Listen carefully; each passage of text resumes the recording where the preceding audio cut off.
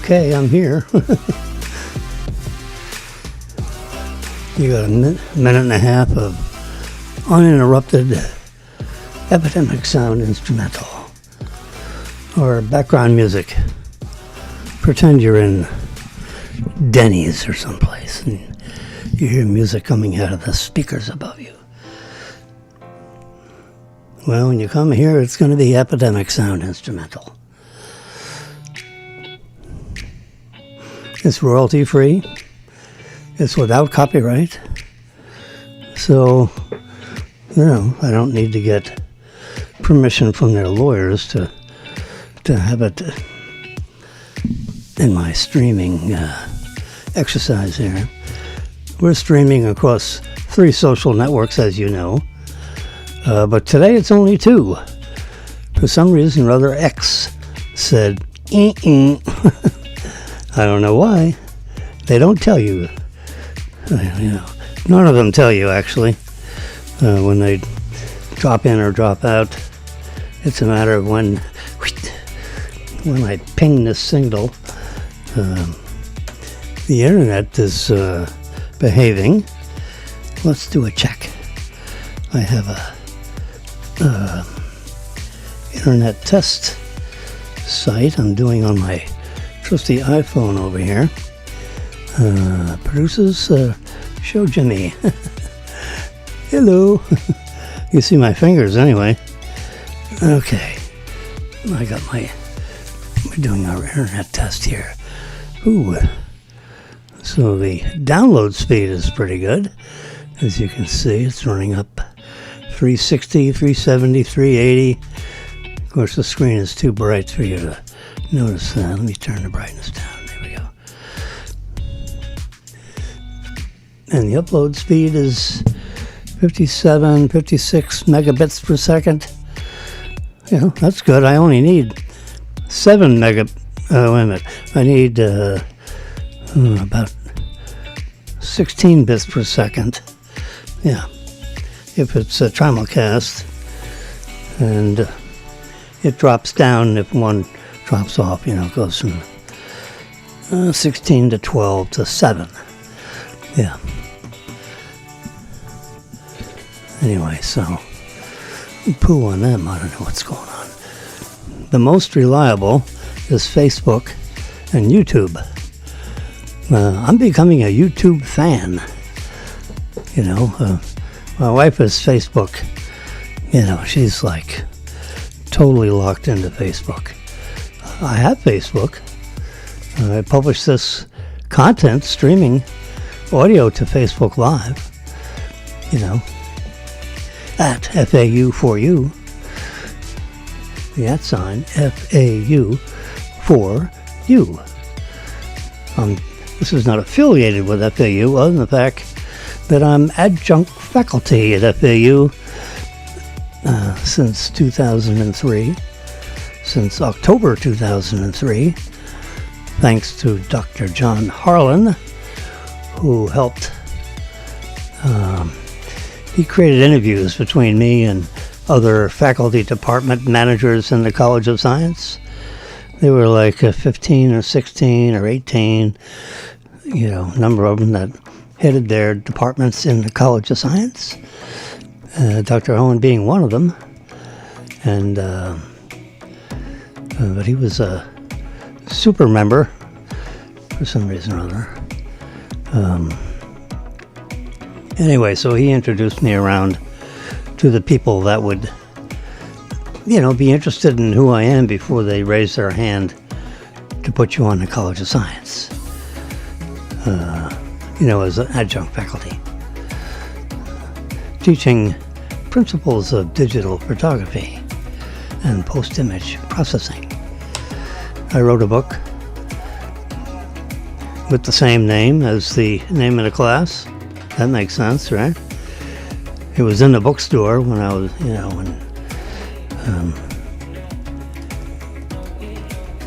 when I was teaching until COVID hit, and then everybody ducked under cover. Yeah. So still adjunct faculty. But, back 20 23 years ago, 22 years ago. Digital photography was, when I'd go out on FAU field taking pictures for Katrina McCormick, the sports information director extraordinaire, I think still at FAU, actually. The wife of the baseball coach. And so when I showed up in the field in the year 2000, 2001, 2, and 3, and 4, 5, 6, 7, 8, 9, 10, I had my digital camera, and the other photographers looked at me, what? What the hell is that? Yeah, I had my Canon digital camera, and I took a picture and I could see it right in my little window in the back of the camera. And I said, hey, you guys, you're going to be where I am. It's a matter of time. Film is dead. You just don't know it yet. Well, what about the grain and all kinds of stuff? There's no grain. We have digital noise, so depending on, the value of your camera and the integrity of your imager, there's all other kinds of things to consider. You consider what kind of film you use. I consider what kind of camera I use. This is a while ago, if you bought when I was teaching full-time at FAU in their College of Science, in room 354 or something like that, up there in the Earth Sciences building, and building number 54 maybe?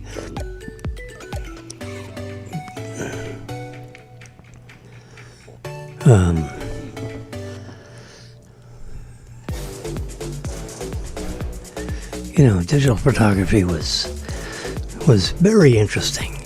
It was very new to a lot of people. I had a number of plastic surgeons, which is kind of an interesting notion. I had a lot of plastic surgeons that took my class. Dr. Mann, he took it like 3 times. I said, hey, you take the class, you pay once. You want to come back, you don't have to pay the second time. If there's room, if there's a seat for you, you can come in and sit down. You can stand in the back, but you pay once. Then that makes the school happy, the university happy, because I basically write a check for every student. I pay like out of a 400-hour, let's see, out of a 300-hour tuition, $170 goes to the College of Science, and Jimmy gets 100. That's, right in round numbers. And then you get your own textbook if you want to buy it. It's in a bookstore.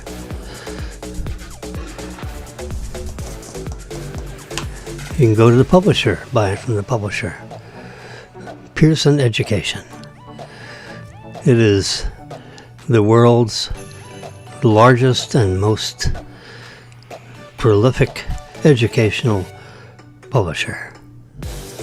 So it wasn't the Okefenokee Press. Dr. Harlan was good enough to introduce me to the acquisitions editor of Pearson Education.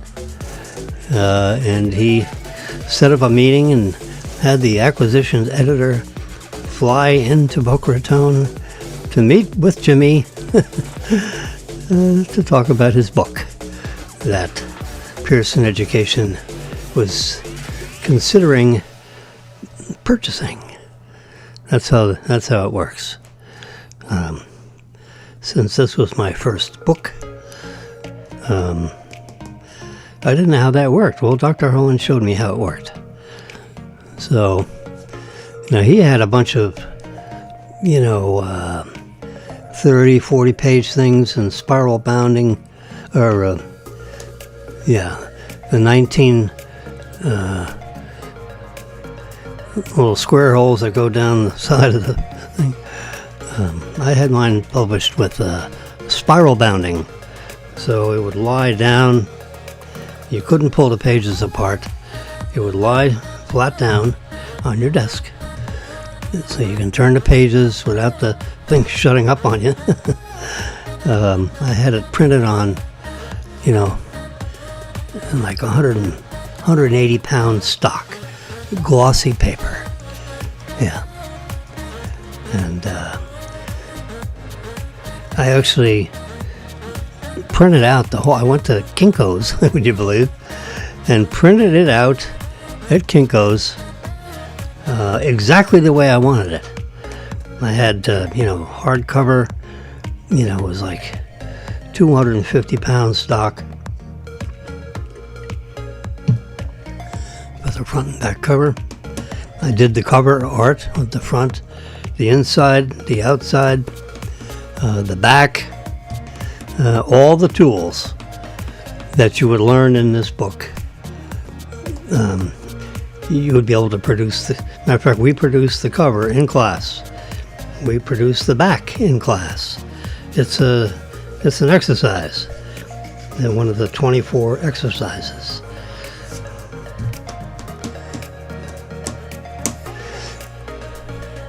We covered, I had the initial class, number 1, Principles of Digital Photography and Post-Image Processing, Roman numeral 1, and then I had Principles of Digital Photography and Post-Image Processing, Roman numeral 2. And the first class would take you through the first 10, 12, 14 lessons that are in the book. And the second semester class took you through chapters 10 through 24. So we went over, if the first class went 10, 11, 12, the second class,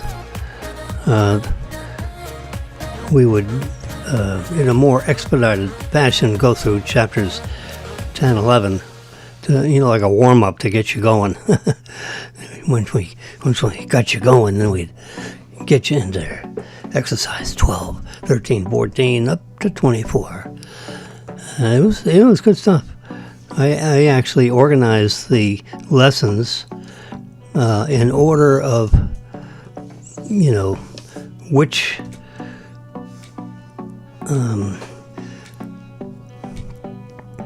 tool in Photoshop. We used the program called Photoshop Express, and it was I had it installed on all the 30 computers in the class. There were like 30 computer stations in this particular classroom. That's why I picked that classroom. Had an overhead projector. I had a laptop that had I think it was an HP laptop that had all the plugs on the side, a whole bunch of different plugs on this, I think it was the left-hand side, because I wasn't sure what kind of plugs FAU, had with their overhead projectors. So I figured, well, if I get this HP, it's got to be one of these plugs. I actually knew which plug it was, but this HP Windows, I was a Windows guy, until I wasn't. That's another story in a minute. Anyway, so I taught at FAU, and I used an HP laptop that weighed about 4.5 pounds. It was a big old heavy thing, but it had the right socket in there, where I could plug in the wire. It wasn't very fancy. The wire just hung right from the ceiling. I think it was, yeah. and it connected up into an overhead projector that was, permanently installed in the ceiling, shining on a screen that was in the front of the classroom. And, it was very handy because I would go through all the tools and, with Photoshop Express. It's about $100 program on a that worked on an iPad or an iPhone or a MacBook Pro. Most of the students, back 20 years ago, used, particularly with FAU, because FAU was a Mac-friendly university. Thank God. Anyway, so because I became, 10 years ago, 12 years ago, whenever the iPhone came out, I've been using, I love the iPhone. Oh my God. Before I had the iPhone, to give you an idea of, what year, I don't actually recall the year. I didn't make note of that. I had a,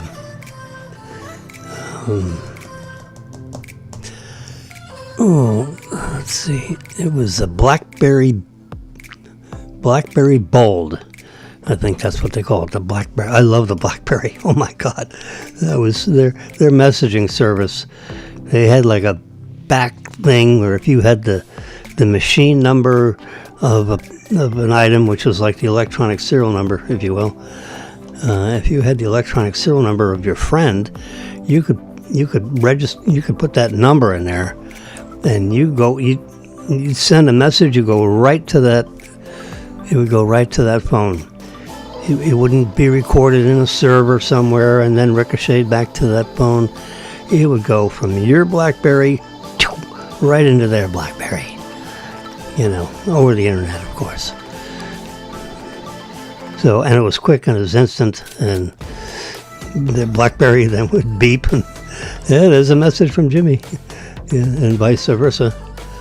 That was there was a time when I was a serious person. I was on the faculty at FAU. What the hell? I was vice chairman of a commercial bank operating in Florida, on the board of an insurance company. I was a relatively serious person. Somebody thought I knew what the hell I was talking about. So, I did good for folks. I made a lot of money for the insurance company. I was in charge of their. They were silly enough to make me in charge. I wouldn't call it in charge. I had managerial input to their X number of millions of dollars in their investment portfolio. There was a certain amount of funds that they were allowed to have that supported their capital structure in an insurance company properly licensed in the state of Florida. And I would, make recommendations on what they should invest their investable dollars in. Considering that it was an insurance company, and I had to think not as a happy husband, but as an insurance company, serious guy that's, could be sued, if there's something happened to the portfolio, and you go, oh my God, go chase Jimmy. Yeah, so you wanted to do it right. You didn't want to invest in things that were, it was all liquid assets like treasuries and, repurchase agreements, stuff that was readily marketable. Yeah. Readily marketable assets, like overnight. Like you put an order in to sell, it's sold. There was no, 48-hour, it was pretty much instantaneous. It never went overnight. It was always, you put the sell order in, it was sold, within a few minutes or instantaneously. That's considered a readily marketable security. So I was dealing with investment portfolio stuff, strictly AAA rated, on a Moody's scale. I wouldn't go to AA or single A. It was always AAA or better. Anyway, so I was a relatively serious person. Sometimes not as seriously as others, but when I would put my thinking cap on, which I didn't have a cap, but when I stopped yakking and think, I usually considered a lot of things. Recently getting involved in, this grok stuff, which is, this artificial intelligence item that Twitter, X, Elon Musk and company has come up with. Grok, Grok. I'm actually using Grok 3, which is available, as a free app. You can go on the App Store, and there's the App Store. Let's hit Grok, Grok, number 3. There it is, number 3, AI. There it is. GAI, ask the chatbot. So it's 9:30. You can see where it says open. That's what I have installed on this particular iPad. And they work on, here's DeepSeek. That's another version, of the more expensive version of the Grok. Here's Grok AI 3. Open. All right, let's open that one. Oh, there it is. I can ask it a question.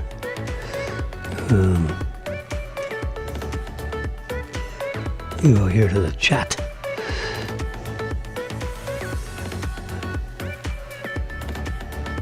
What time is it?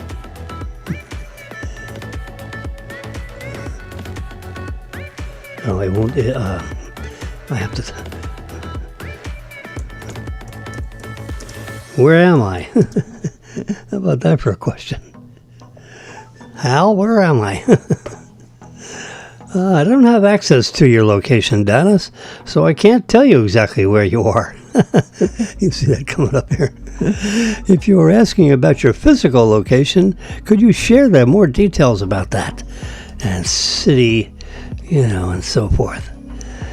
If you mean something else, like virtual or metaphorical, let me know and I'll assist you later. Oh, thank you very much.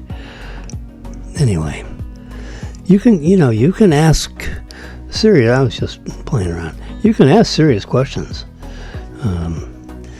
I haven't asked them lately, but I remember asking. I am going to have. That is part of my life cycle. Assuming my life cycle is long enough to meet up with Elon Musk's time schedule on releasing its humanoid robot, which it's working on, which has made about 10,000. Can you believe it? Elon Musk has manufactured, I believe, in its Fremont factory, 1,000 robots that, look like Robot Man. It stands up about 5'7" or 5'8" tall. So you stand up, you look it straight in the face. It doesn't have a face.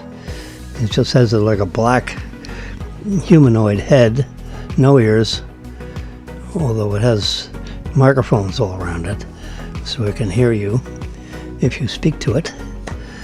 And I'm going to have one of those one day. It'll cost, according to Elon Musk's, verbal yakety yak, he talks about all his stuff in certain environments. And of course, I listen to everything he says. I am very interested in everything Elon Musk. SpaceX, Teslas. I've been reading about Teslas for 14 years. Even before the first one ever came out. And the whole business and the ups and downs and the near bankruptcy, and he was down to 3 or 4 weeks worth of money to reach payroll, and oh my God, the line to stardom is not a straight line up.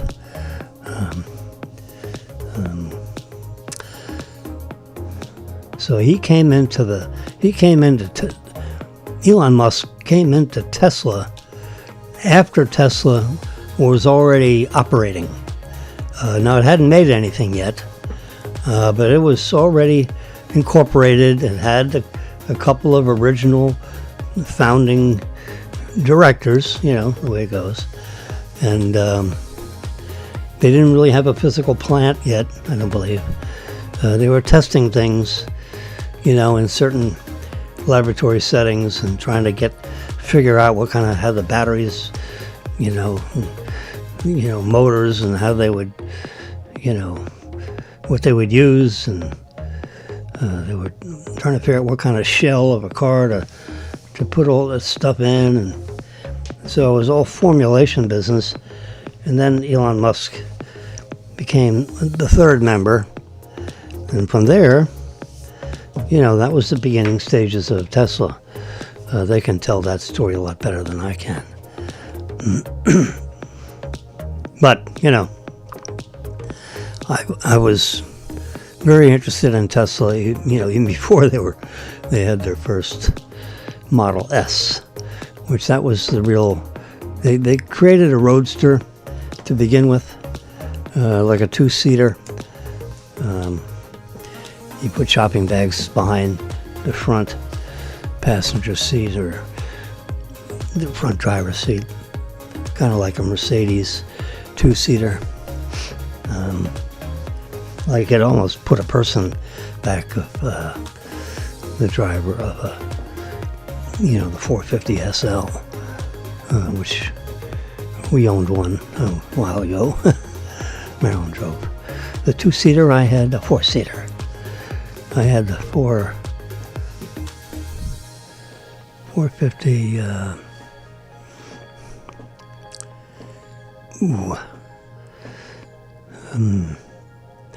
SEL, I guess it was. Yeah. She had the SL, which is the 2-seater. I had the SEL, which is the 4-seated, longer length Mercedes. Because I was your banker in the family. I couldn't show up I didn't feel like I could show up in a 2-seater. I had to have 4 seats so I could take people to lunch with me and everything. So I couldn't deal with 2 seats. I could, but I didn't, I just didn't. Probably should have. You want to have lunch with me? Take your own goddamn. Whoops. Take your own car. Yeah, no. I took people. I usually took some of my staff of the bank to lunch with me. So lunch was always some kind of a meeting.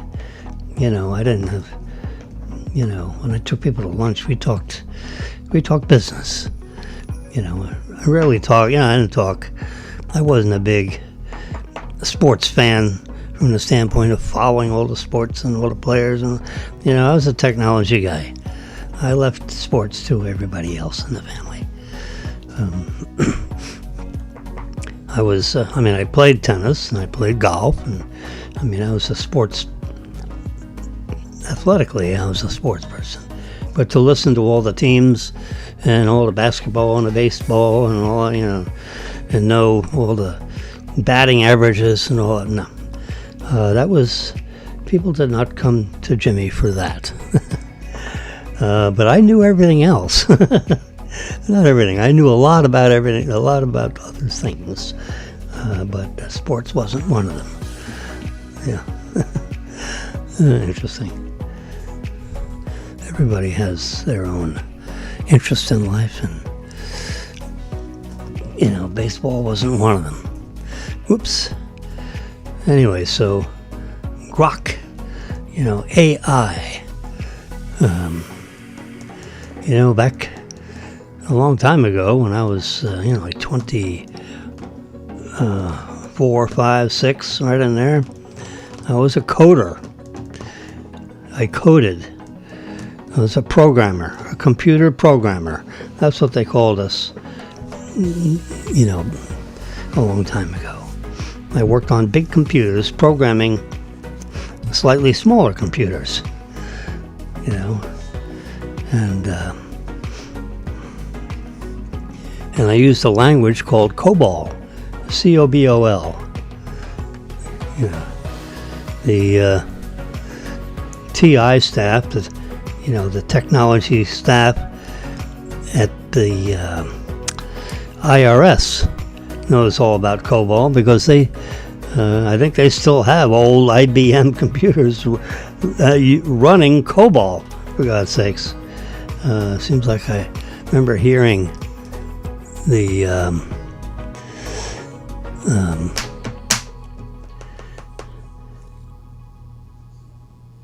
the Dolch people, when they were working in the IRS, and they were working in this department, that department.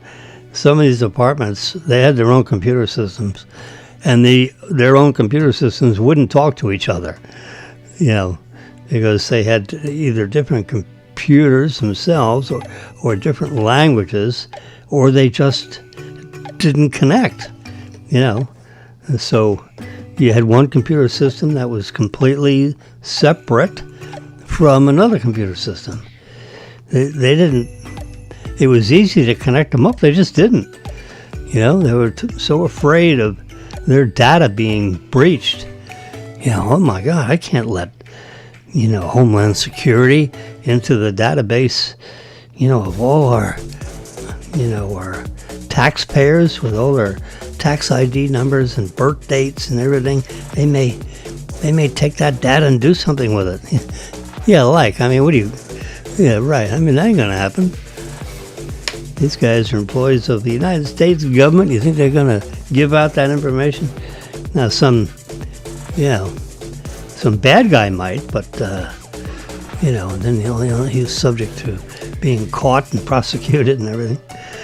You got to be a little crazy to steal data from a government system. But anyway, long time ago, I programmed, I learned the language of Fortran. That was, I think, more of an IBM created language, I think. Fortran, Formula Translator. That's what Fortran stood for. So it was COBOL, Fortran, and I'm trying to think. There was another one. Anyway, most of my life was in COBOL. COBOL. COBOL's alive today. You can look it up. Yeah, let's do it right here. COBOL. Let's just do a little search-a-rooney here. Apple has a COBOL app. There you go. It stands for Common Business Oriented Language. It sure does. There it is, COBOL. a procedural programming language primarily used for business, finance, and administrative systems. It's known for its English-like syntax. Yep, you'd have these lines of code. There you go, as a sample of, you're just looking at the paragraph format. You can't read what it says because they didn't want us to read what it said. But that's, you would actually type out or hand write out these lines of code. If you hand wrote it out, then you would hand it to an assistant you had, or you type it yourself right into the program file that you were using. Let's see, syntax is still widely used for critical applications, particularly in large corporations and government agencies. There you go.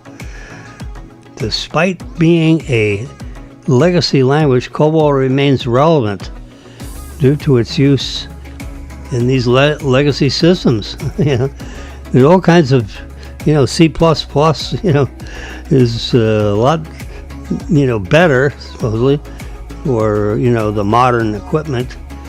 But, COBOL is used extensively in these big computer systems, in big agencies that required, the big mag tapes, and they're moving around, with all the, 200 million, 300 million taxpayers, the operating system with the, mainframe computers, whether it was IBM or Burroughs or whoever.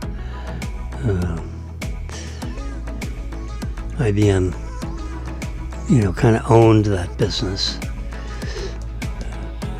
Although I had a Burroughs, our company had a Burroughs 1700, and upstairs there was a Burroughs 2700 with Les Byron and Associates. He was a builder, contract builder.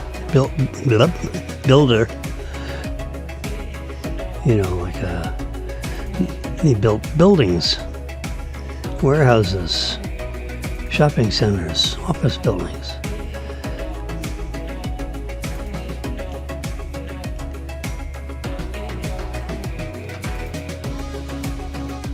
When I was in the shopping center business, we used Les Byron to build a couple of shopping centers for us.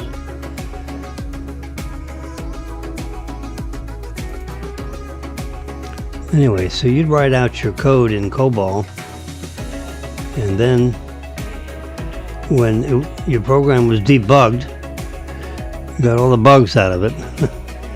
What the heck does that mean? Well, you had, sometimes you would have spelling errors in the COBOL language, your lines of text. So you can't have typos. Because the letter, the word means something. Now, if you have a typo, then the word means nothing because it's not a word. You can't look it up in a dictionary. Well, when you're writing out something in a computer language, it has to be absent those kinds of errors, or else it would kick it out when you try to compile it. Now, what does that mean? Well, every time you write up a program in COBOL, then you test it out on a computer, any kind of computer. You write out the code, and the COBOL application would give you a operating file that you could double-click and enter your data and print out a report. And so you had sample data and sample printouts. And does it have any semblance to what you're looking for? And generally it said yes. Yeah, it's a business program. And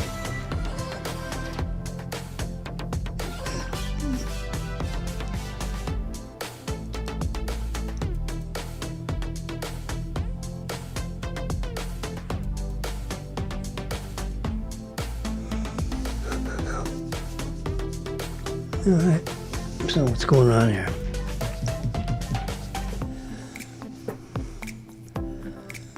Anyway, so COBOL was a language that we used a long time ago. And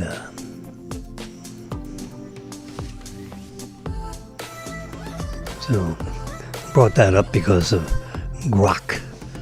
Now we have language modeling that is so far advanced from COBOL, it makes my mind spin out of control.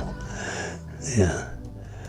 So Grok, you can ask Grok any kind of a question you want, and it'll give you you have actually settings in Grok. Do you want happy replies? Do you want formal business replies? You can have a happy face on everything with your answers, or you can be serious. I'm more of a serious guy. I don't want animations unless animation was necessary to understand what the answer is to your question. But it's something you can ask questions of.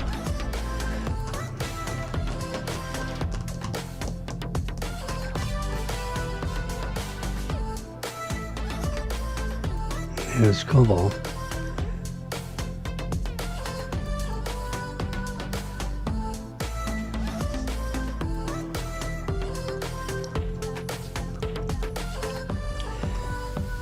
So, you can ask COBOL,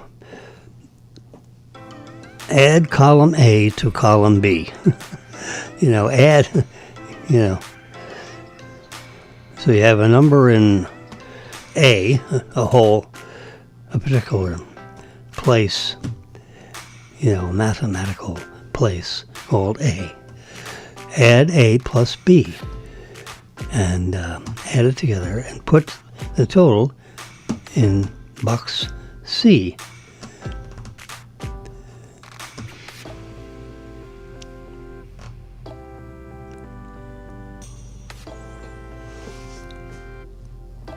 And look at these records, and I want you to add what's in column A and what's in column B, add it together and give me the total and put it in a new position called column C. So you're getting the idea. Then you go back and say column A,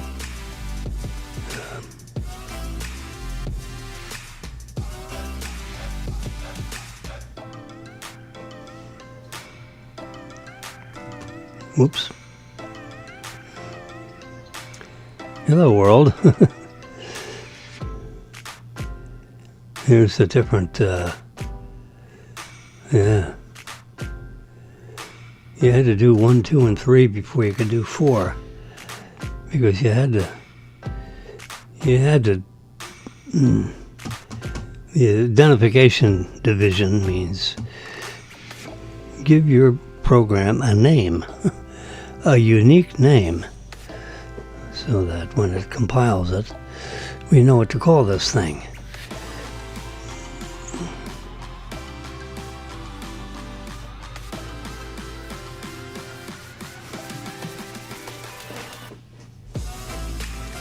Then you outline number 3 here. You outline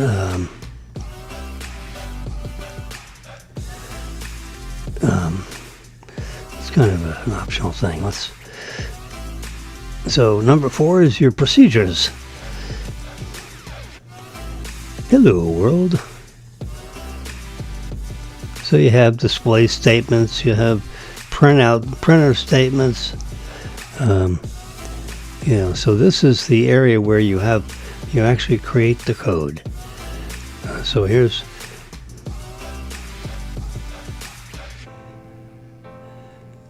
in other words, you haven't actually done anything yet with 1, 2, and 3 on this list. Number 4 tells you what you want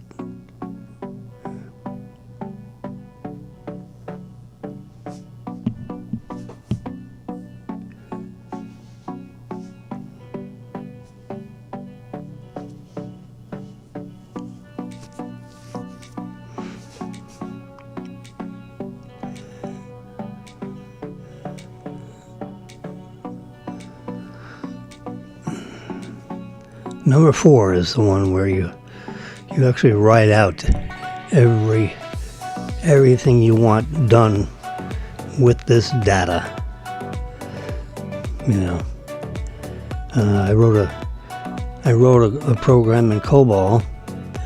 It was the employee. It was an application for dealing with all the information regarding employees.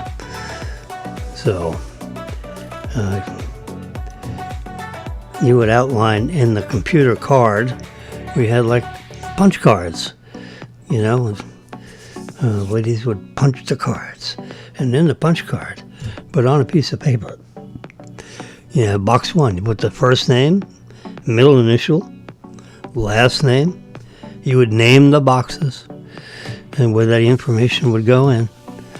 And then, you know, the date hired, you know, the date terminated.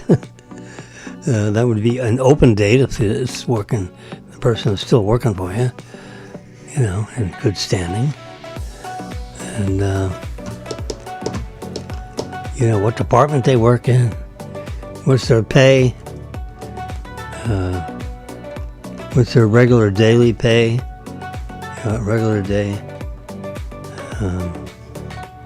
You know, if you're looking at a file that's been open for more than about a couple of minutes,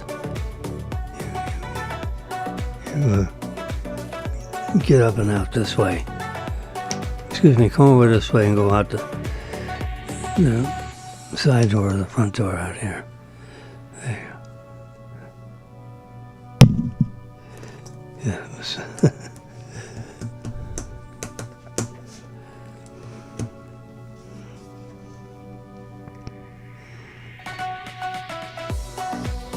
anyway, so as you can see, I'm running through this. There we go. Because we dialed in COBOL into my iPad here, and it's displaying a little sequence of, you know, how you start off a COBOL program. So you have a little header section. You know, you see the stars and it says data below this line. Now the program in, you know, language all goes below the line there. Well, actually, it goes in the section 400. And then, as these cards get read into the system, in other words, you have, you set up the file to have, you know, first name, middle initial, last name, you know, date hired, you know, date terminated, let's say it that way. It could have been a self, you know, they retired themselves. Or it could be an adverse action where they got rid of you. Heaven forbid. Yeah. And that's the date you left the company for whatever reason. You know, either voluntarily or otherwise. Yeah.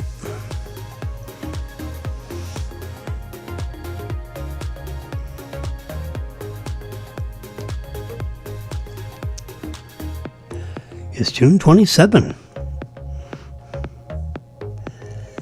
I was reading about Rush Limbaugh this morning. He got the Presidential Medal of, I think, Freedom is what they call it. Yeah.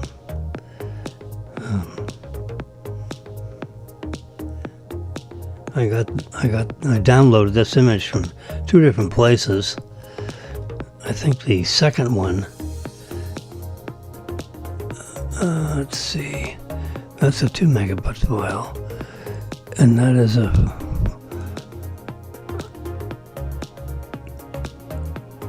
the second one is, don't have a lot of data here, do I?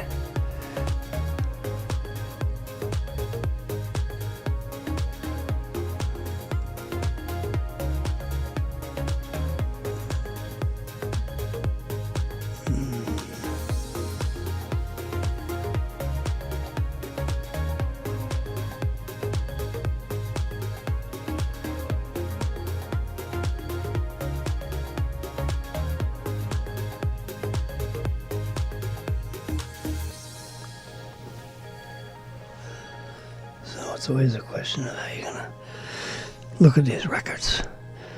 Trying to figure out which one to keep. Alright, we'll get rid of this one. Wheat. There we go. Guess we only need one of these. Anyway, he was presented that. Rush Limbaugh was. If you're wondering why I'm looking at it. Amazing, huh? Gold. Not gold plated, it's gold. 14 karat gold, I believe. So he was in the upper level of the U.S. Congress when the president presented. Told him he was being presented with this. He's like, oh my God. Yep. There he is with his Electro Voice microphone. I'm speaking on one right now. You can almost see it in this view. We go full camera. Producers go full camera. There we go. Remember, this is a simulcast broadcast, simultaneous broadcast on 3 social networks. Only 2 today because for some reason or other, Twitter bounced. I mean, it bounced out almost exactly when we tried to log into it. I don't know why. I just wouldn't take it. Twitter was on a pause. Anyway, so there's Rush. You can see the microphone. You can see this microphone. I have a little red doodad here.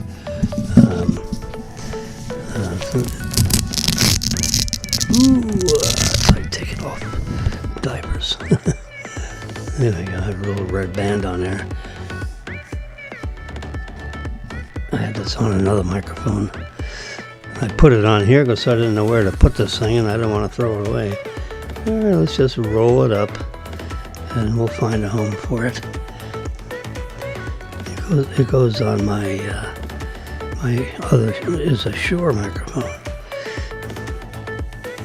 This is one I've had since 1969, 68. Can you believe it? That's an S50. Yep, it works. Hello. I would use that if I had another person in the room here, sitting over in that desk behind all this, laptop stuff, and my soundboard over here, and this look at my little studio thing set up here. It's really, I did it myself, Some people would hire somebody to do it. I figured if they know how to do it, I could figure it out. So, I figured it out. You just wire it one piece at a time, and also you go back there's all kinds of wires back there. It looks complicated when it's all together, but really it's quite simple. You plug wire in hole A, and you plug it in hole B over here. It's you got the left channel and the right channel and the video channel. It's really not that complicated. And Apple has simplified it a lot because they've come up with this USB-C cables with the standardized USB-C plug. They used to have a 30-prong plug. Well, now they replaced it after a decade of use, and now we have the USB-C.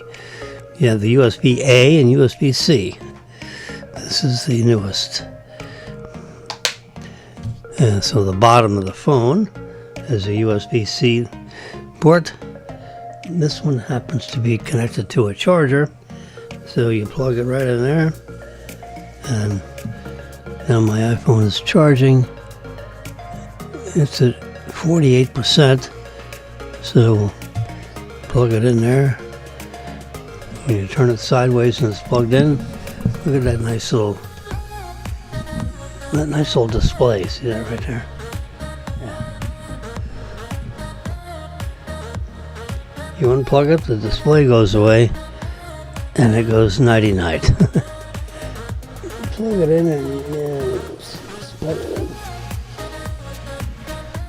There we go.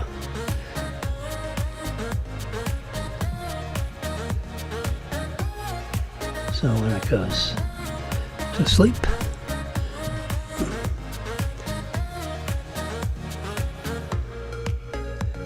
there we go.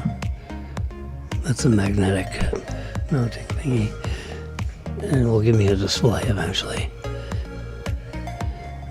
Is it plugged in properly? There we go. Oh, that's not, there we go. The plug wasn't in all the way. So you now got a display of an analog clock. It can be digital if you push up or push down on it. Yeah. So that's Friday, June 27th. You know, Dow Jones. Analog clock with that face. Analog clock with that face. And then this one, this half of the display, this picks up the weather. This is your calendar, and this is the Dow with the NASDAQ Dow and the price for Apple stock.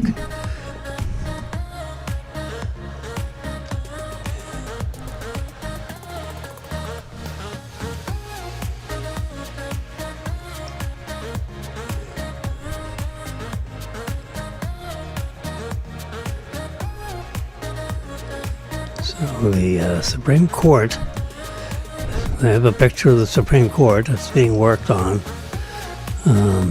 It's an emergency appeal from the President, Executive Office.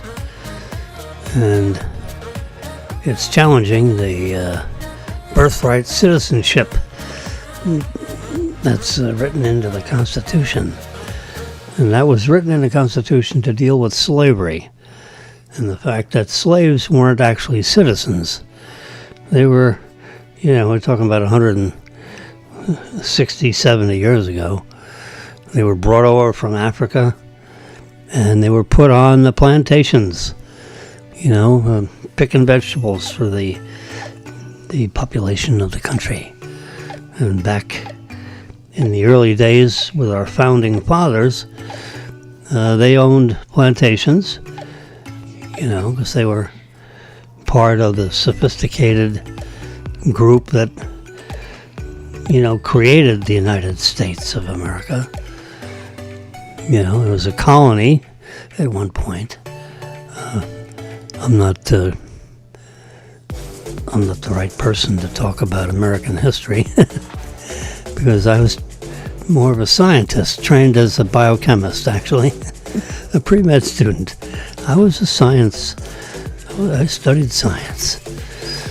My history book and my world history book and my social studies book, I think, is the classes that we had to take. I wasn't really, on top of things with that. I see Jonathan Turley is on TV in my delayed broadcast here.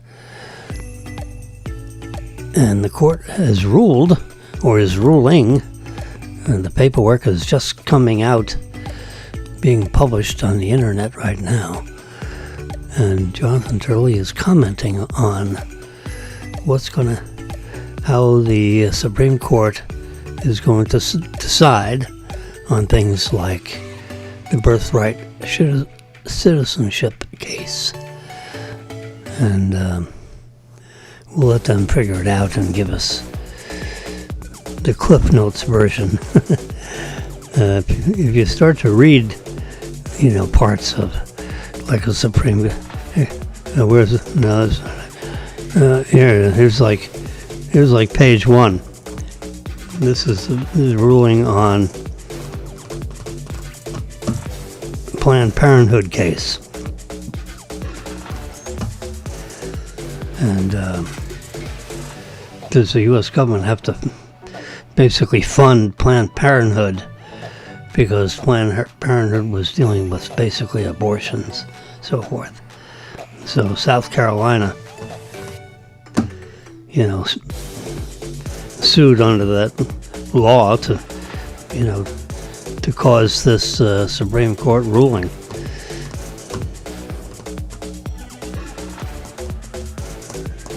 And it ruled in favor of states being able to decide what to do about such matters, like Medicare and so forth. And does Medicare have to fund Planned Parenthood or not?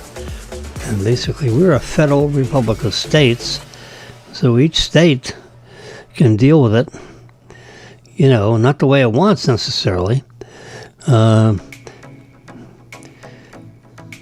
because it can be prosecuted by a particular person. And anyway, so South Carolina went to the Supreme Court, and the court ruled in favor of the state. It has the power to decide how these Medicare funds are deployed.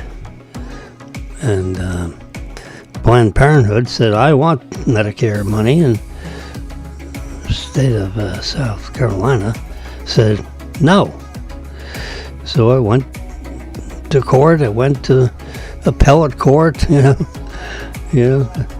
to the Supreme Court of the state of Florida, or the state of this is South Carolina, I guess. Yeah. And then it got appealed and went right into the Supreme Court, and they came out with this ruling, I guess.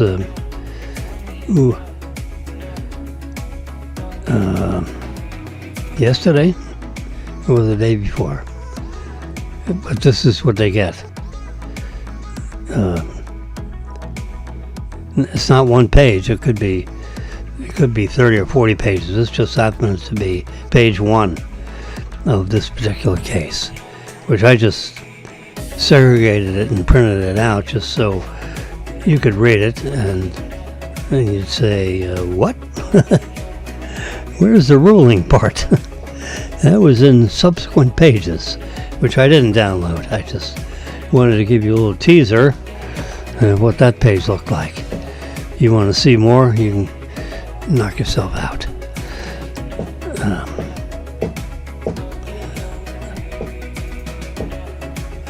My wife came up with this little graphic from somewhere, and I published it on I have a bunch of family and friends, 15 or 18 people all over the East Coast of the United States. Take 60 seconds and think. Think of 3 things you are thankful for. Just think about it. And after 30 seconds of thinking, come up with your response. So that's what, that was the thread I got. You can see it right, see if we can find it. That was Marilyn's, no, that wasn't it.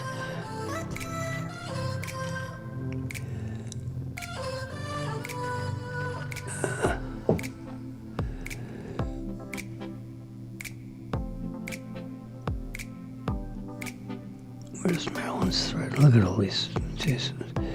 There we go.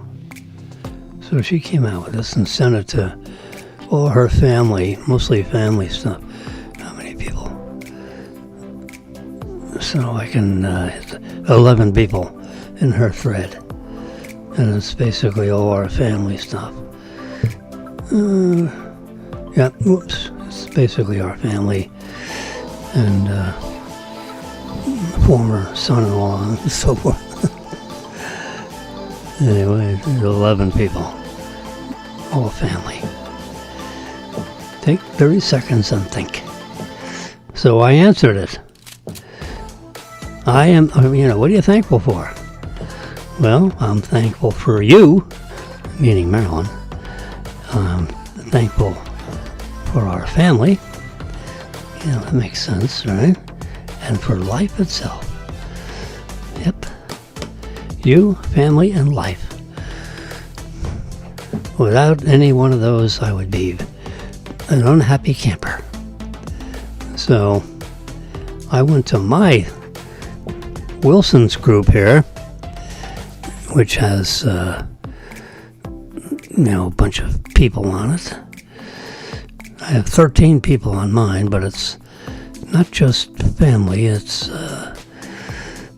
friends also. So I sent that out of mine.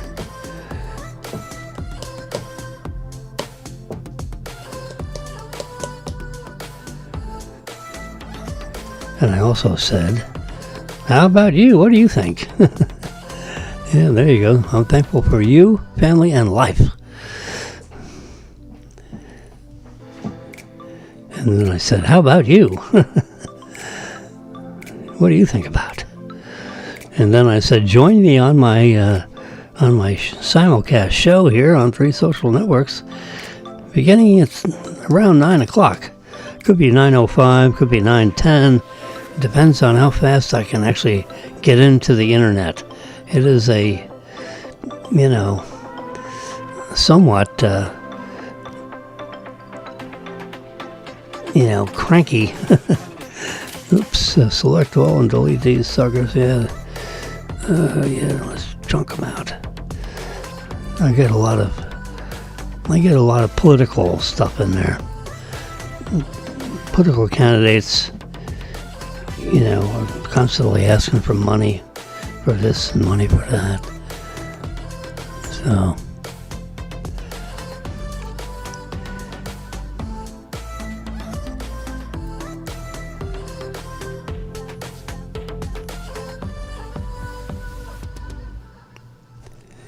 anyway, so Rush Limbaugh area is this little Rush Limbaugh. He passed away a few years ago. He had a radio show that had 30 million people that would tune in. It was like 2 to 4 p.m. in the afternoon. It was 2 or 3 hours worth of the EIB network, the BIB network. How many times have we heard that? Oh my God. There he is. He's sitting in his studio. Now he had a guy that operated the electronics and answered the phones.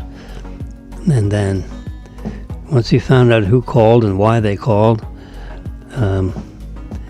he had a message board and one of the displays in front of Rush was who was on line 1 and 2 and 3 and 4, and he had 5 or 6 calls in the queue, waiting to be heard.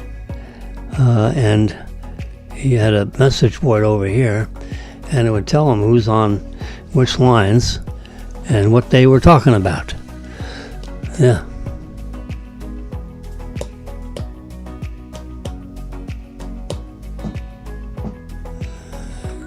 So, anyway, Shannon Bream is Fox's legal correspondent, chief legal correspondent. She's a lawyer, and they pick her all the time to discern how the Supreme Court has ruled on things.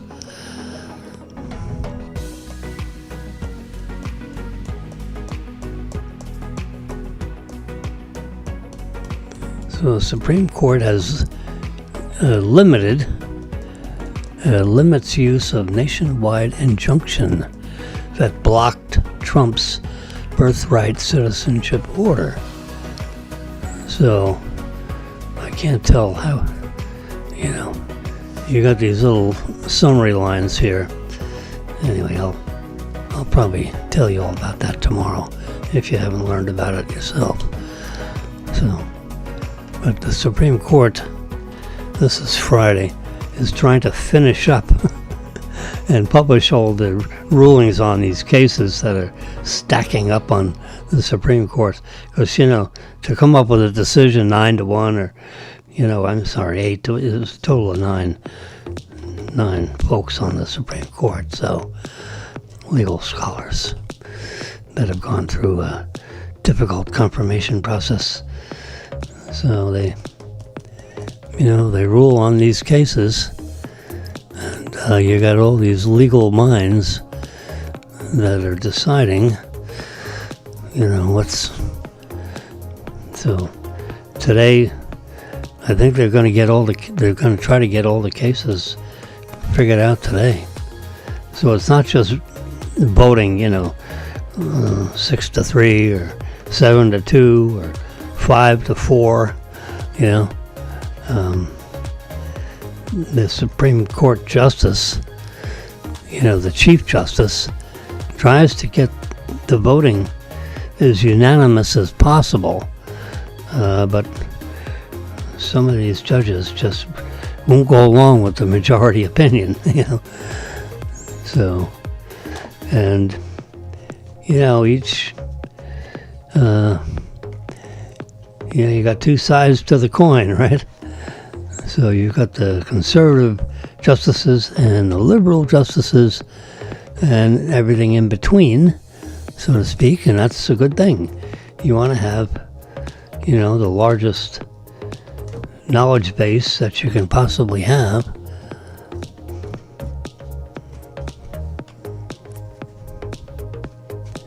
Anyway, so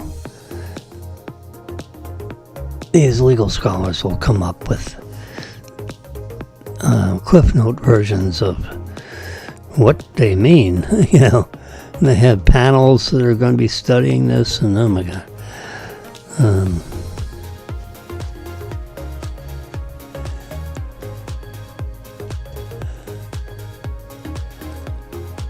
I don't know how many cases are coming up, but they have a whole panel of people that they are going to call on for their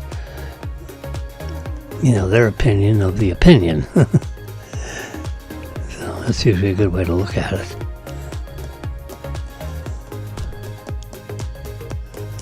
And the panel you got a panel of 3 attorneys, constitutional scholars, if you will.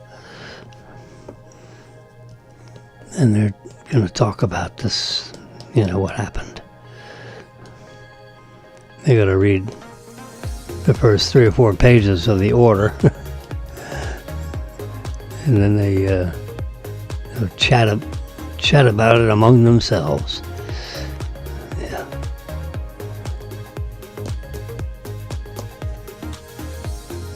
And Slush Limbo's microphone. I've got the non-gold version. I got this black version. It does.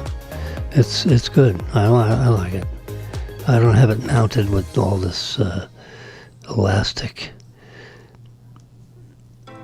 This is to isolate the boom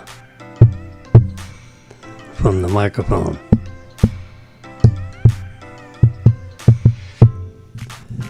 You deal with this spring-loaded microphone thing, and you can hear all the moving around. So once you get on the air, you're not supposed to touch the microphone, because all these noises then get broadcasted out. But it's the identical microphone, electric voice. Yep. Will Kane uses it. So it's in the Fox system. It's not necessarily used by everybody. Everyone has the producers pretty much decide the equipment package. Well, I'm the producer, the director, and the talent. If you want to call me talent, a 3-in-1 shop here. Yeah. I don't usually have arguments with myself. Yeah.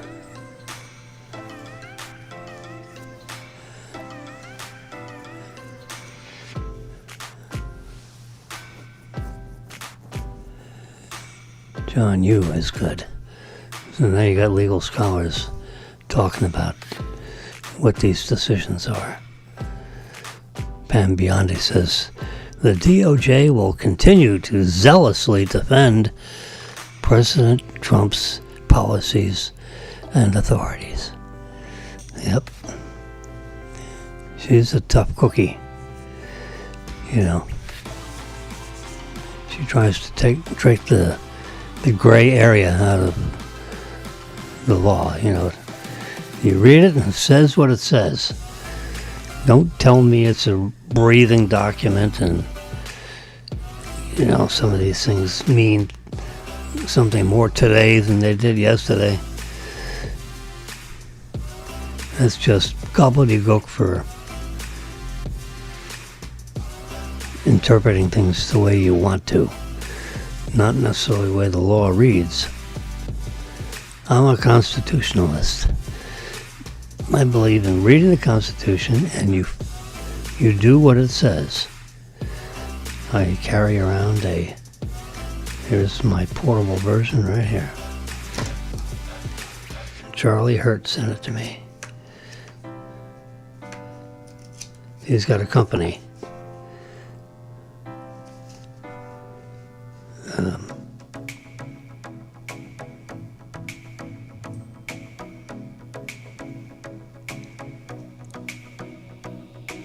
Turning Point is the name of the company he's got. Turning Point USA, I think.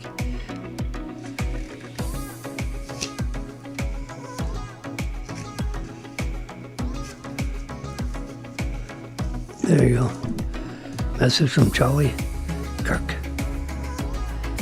Charlie Kirk, founder and CEO of Turning Point. Turning Point USA. Charlie Kirk.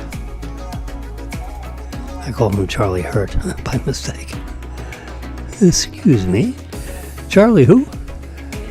Charlie Kirk. Turning Point USA. He publishes this and sends them out to people, like, you know, with a letter. I think there were 3 or 4 of these things in an envelope in a letter with his letter saying, here's my most recent version of my pocket. It's the Constitution, word for word. You know, it's section 10, number 1. I put a little piece of paper or tape on whatever particular piece of the Constitution we happen to want to read about. But that's what the Supreme Court deals with. Everything that's in that Constitution. And I have a cellophane pack of 20 Constitutions. There you go. There's a whole bunch of them. Every time I go out to dinner or lunch with somebody, I give them a copy of the Constitution. Everybody should have their own copy. Fits right in your pocket. So when it comes up on the news, open it up and take a look. Read it yourself. And then read the opinion coming out of Supreme Court, or at least the Cliff Notes version that you hear on the news. And see if you agree. There was a little news broadcast this morning with the Fox News people, and they met with what do you call it? The governor of the state of Florida. Let me stop this.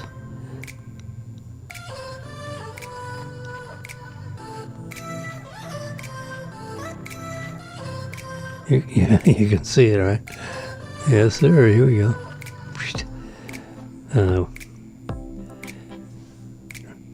Can we hear it?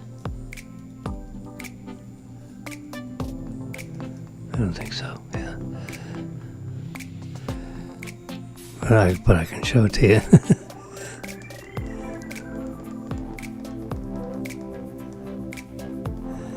Anyway. I can get it so you can hear it. I guess I can play it on one of these other. See, this one's wired in. It plays over and over and over again. It's only a couple of minutes on here. I think it's 1 minute exactly. It's over. Now it's going to start the beginning again. Yeah. All right, so forget that. I'll show it on one screen and have it playing on both simultaneously so you can hear it. And you'll hear it through the microphone instead of through the electronic signal coming out of this cable over here. Yeah, we'll do it that way.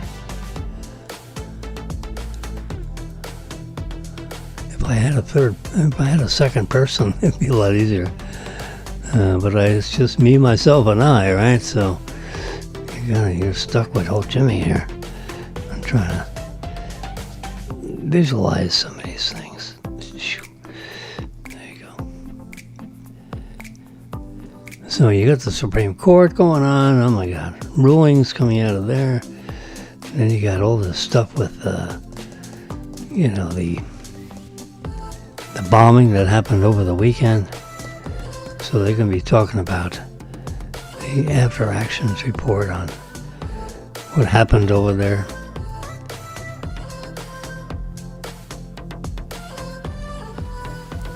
Well, they did a Moab business. So the mother of all bombs. It's an advanced bomb that they're dropping on the nuclear. It was under subterranean here. You see this white box? That was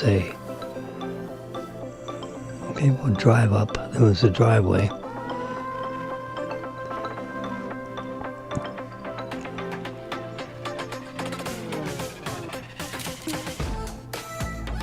And you come in there.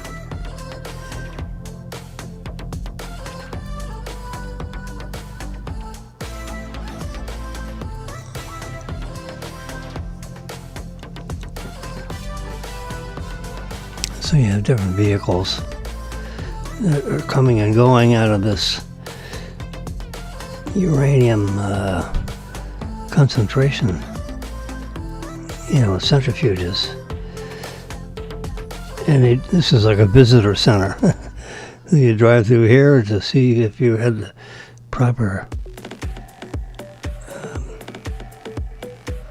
credential to get in this facility.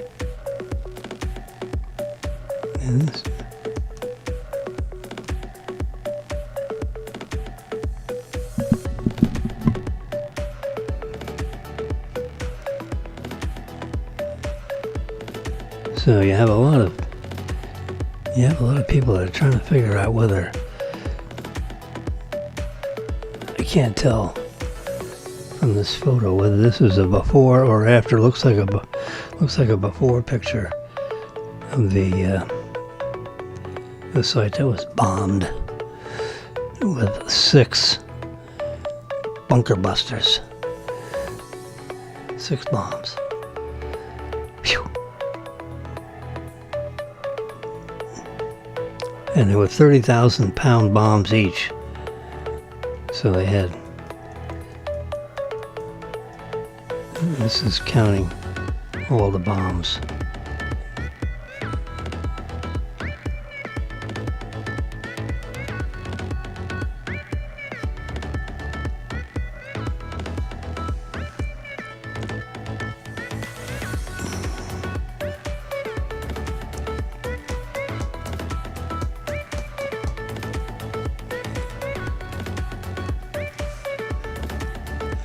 So we're going to hear more about that when my son just got a number 4 son, a 32-year-old, 34-year-old. Just bought himself a new IS 350 sporty car. Nice looking car, right? There he is standing next to the car at 10:05 p.m. He gets in there, he's on his way home. That's the inside of the car. It's got, all kinds of information in the display. two different displays.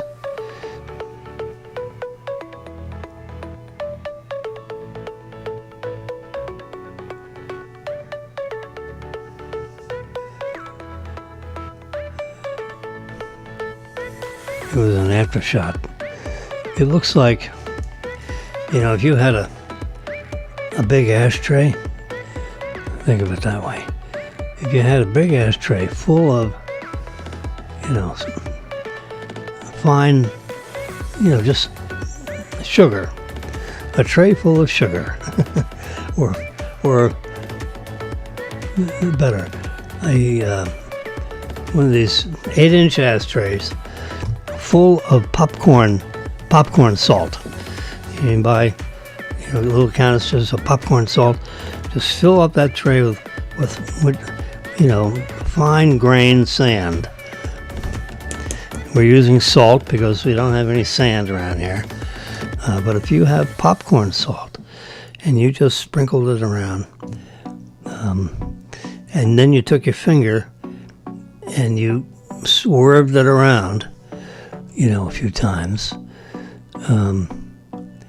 so that you would have a picture of something. So you have this big 8.5-inch ashtray, and then you put it down on a table, and you use your finger, and you just do curvy lines, that look like something like that picture we just had up there with the,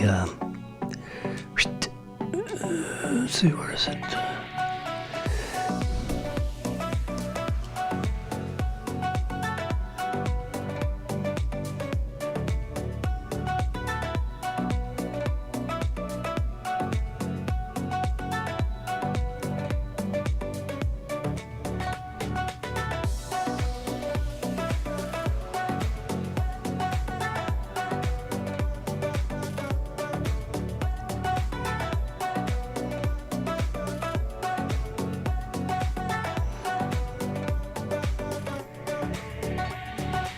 So anyway, I'm looking for the stupid picture. Where'd it go?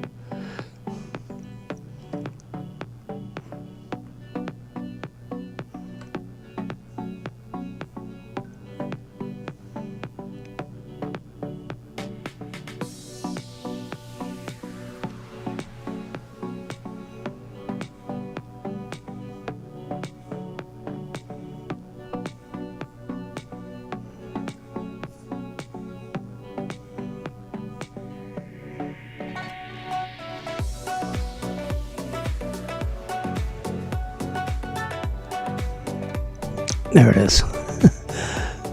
Gosh. Anyway, so that's you just draw lines in the salt, or the popcorn salt, like I was talking about.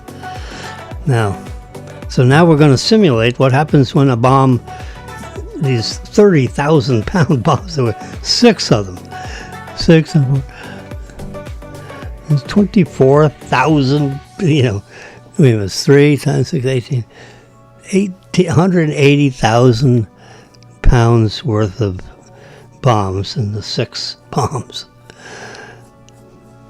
So when I saw a before and after, it looked like, so if you had all your fingers drawn all around in that sand, in that salt, so you can see the mountain valleys and the salt and all that kind of stuff. Now you take that bowl and you just shake it. And then you look at it and say, okay, everything looks like it's like flattened out a little bit, That's how some of it looked like to me. So, and sooner or later you're going to have some people discussing the after-action reports on some of this. There's a picture right there, yeah. It was captured on the 25th, a couple of days ago. So I couldn't find it. It was up here.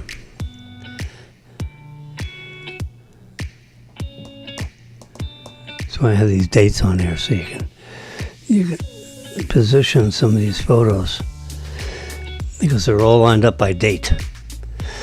Yep. New York State has on Tuesday, they had their election, the primary election for the Democratic Party for the mayor of New York. So, the socialist, the most left-wing character that you could possibly have, is representing what's going on in these 1.5 foot tall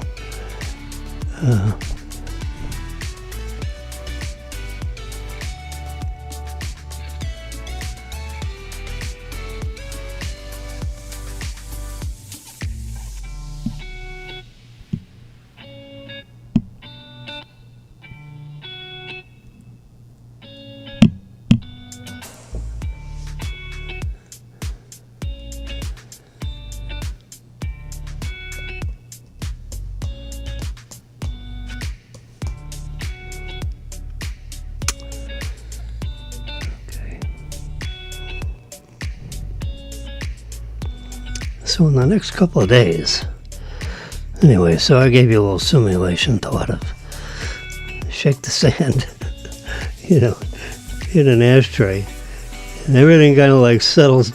And that's how, to me, you're going to see these after action reports when you get before and after photos of what happened with this Iranian bombing stuff. I was trying to find on another device what, but whoops. Whoa, there we go. So that's the picture I captured from some network somewhere.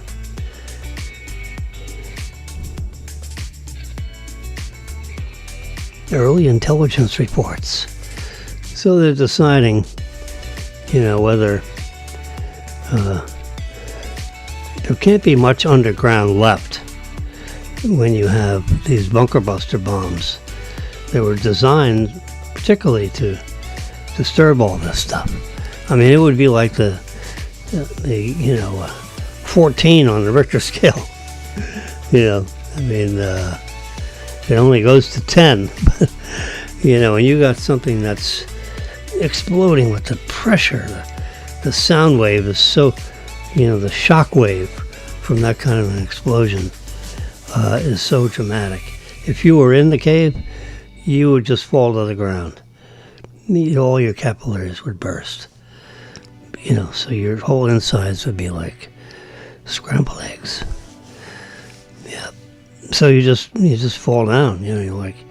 You're dead instantly because everything has become liquidated, so to speak, literally.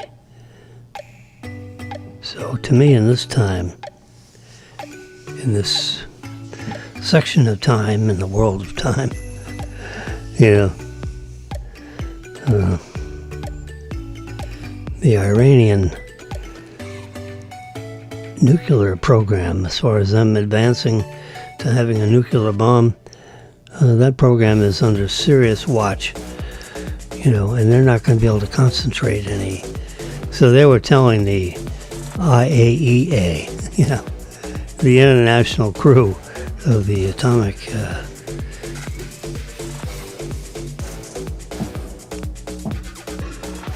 the head doctor over there that's working with some people to deal with this topic.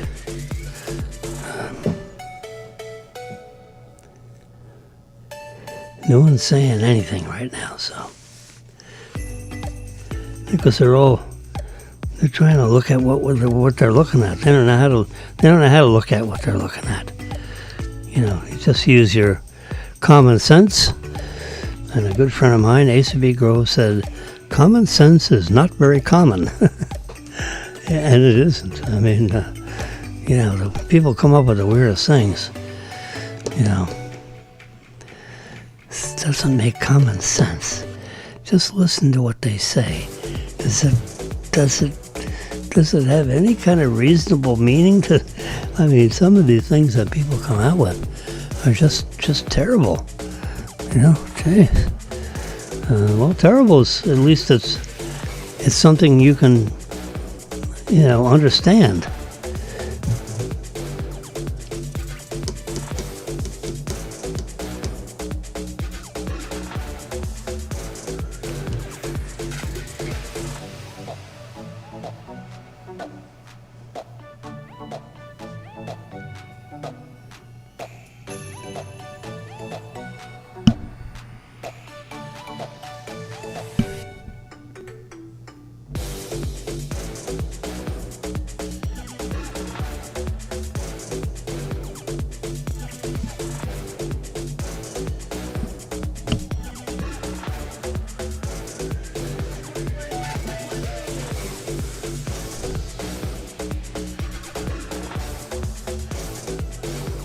All right.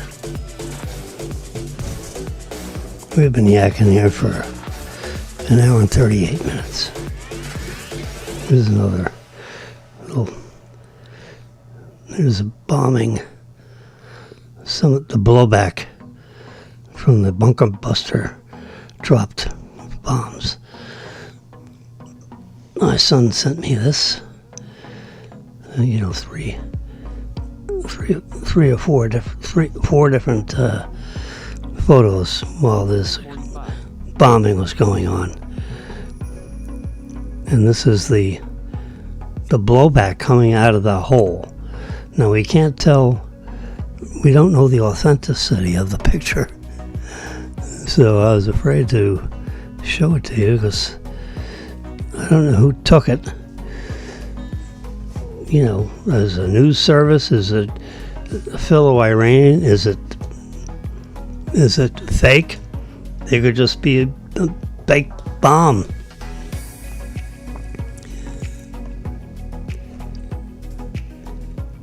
Daniel didn't know. He got it from somewhere. And, well, wait a minute, Rush says. Come on, we have to have some reasonableness to this.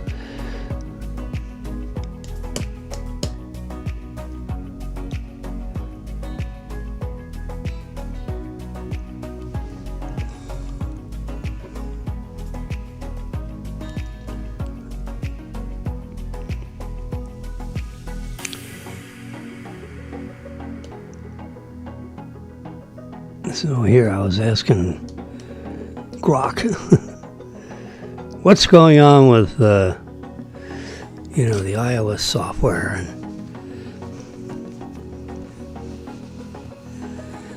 what's the new software package going to look like? I think this is so now they're instead of iOS 18.6 or whatever, they're changing the number system. On how many years the iOS software has been out there, and I think that's what I understand. That's how they come up with this 26 business. Yeah, they'll explain that. I don't know, but I've seen a Cliff Notes explanation of what we're talking about here. I know the media is, at least the Fox media, is getting exercise. These panelists, these people on their talk shows, are talking about when the software was developed, what are the improvements, how do they justify the pricing of some of the products they have. Yeah.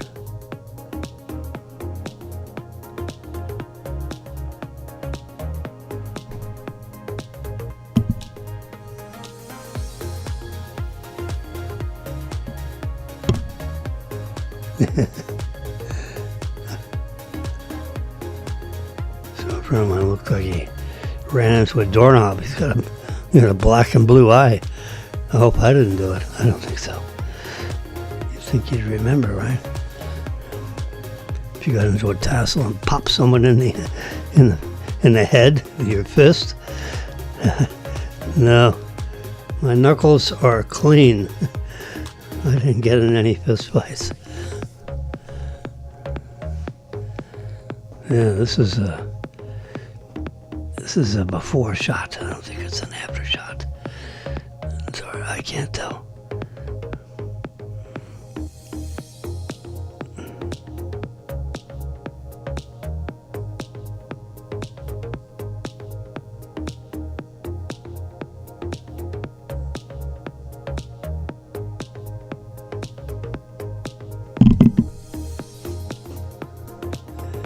Version 123. Oop, there's Bezos and his wife to be. I guess, I guess this weekend is their marriage. They're having an all weekend marriage. $55 million wedding. Woo! All kinds of fancy celebrities being invited to that. We had Robotaxi being released in Austin, and I watched a couple of videos early this morning on how that's working. And it's, we drove up to Titusville. We have a Tesla, of course. And I'm really interested in their full self-driving software. We're driving on a beta version of it. Version 13.2.9, if you must know. And,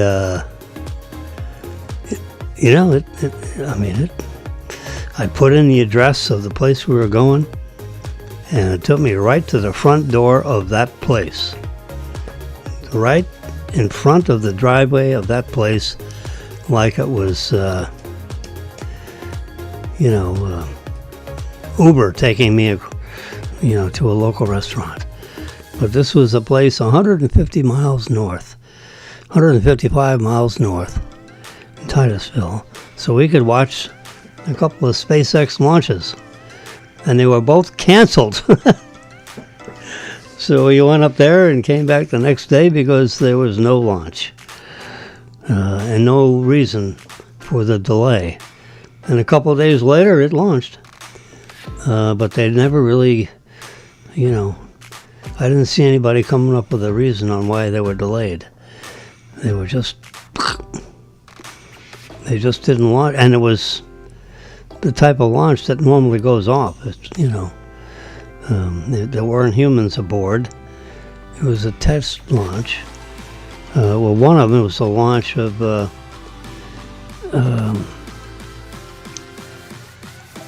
it was, where they were launching like 26 satellites that get launched, almost like a Pez dispenser.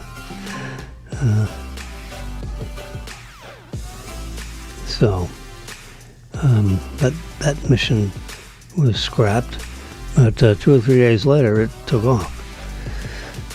And then it was something coming out of NASA. It was supposed to launch on Sunday morning at 3 a.m. The launch of this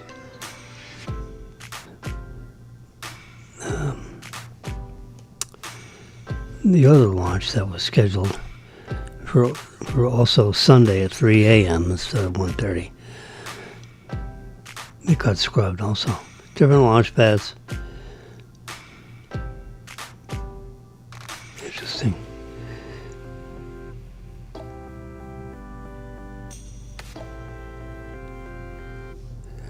Wow. Lyle says, ooh.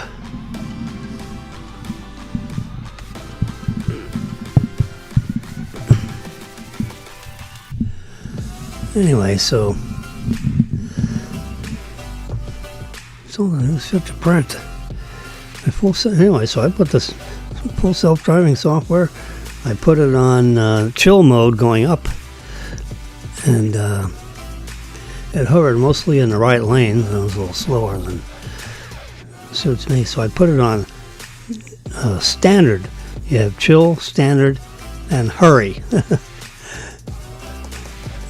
So I put it on standard mode, and it hovered mostly in the center lane if there was a 3-lane highway. And most of the driving was on a 3-lane highway type environment. And, it drove perfectly fine. I was surprised. It drove like you were, any of us was driving the car. I didn't feel unsafe.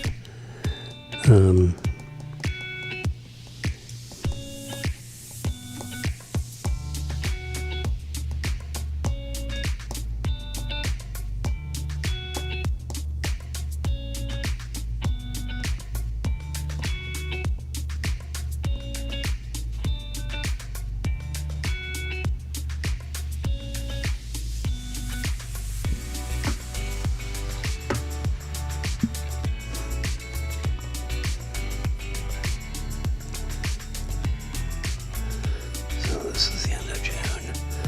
So I guess we got all the news we're going to get on what's up with the iPhone 17. We have the iPhone 16. The 17 is supposed to come out in September. First week in September. They announce it. And of course they have when they announce it, they have like an hour and a half or two, a 2-hour keynote address from the CEO of Apple, Tim Cook. Starts off a keynote presentation, and then the different department heads within Apple, tell you what's going on with their new phone, which they're probably going to call iPhone 17. Since we are presently walking around with version 16. Yeah. We got into the Apple devices with series number 4.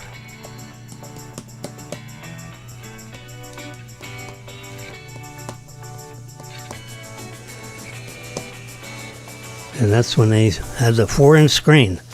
I didn't get the original Apple one. I was having lunch with Peter McAllister and his wife. We were talking about their building that they were building, Old Town Tavern, and we were financing the building, not the restaurant. No, you don't finance restaurants. The riskiest things on the planet. But I financed the building. It was like 6 and 4 is 10. It was like a $9 million project, including $4 million worth of dirt, ground, and then you had $5 million worth of building being built on it. So we built the building, and he provided the land. So we had I think it was a $4 million loan on a building and on $4 million worth of land. So we had a 45% loan to value kind of situation. Yeah.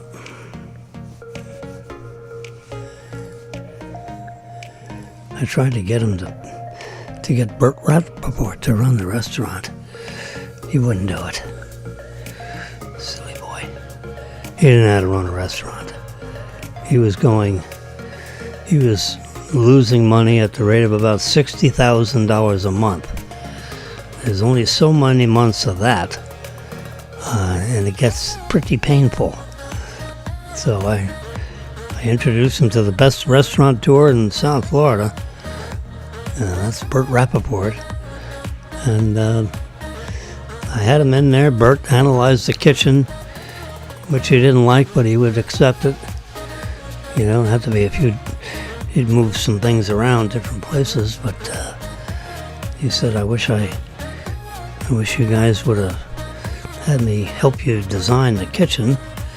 Because it's not laid out very well. It was laid out by a non-chef. He laid it out himself, and of course he laid it out incorrectly. He had the the broilers in the place it shouldn't be, and he had this and that, and you read a book how it wasn't done right. But Bert said he could move the equipment around the best he could, and he would, he'd manage the place for him for X,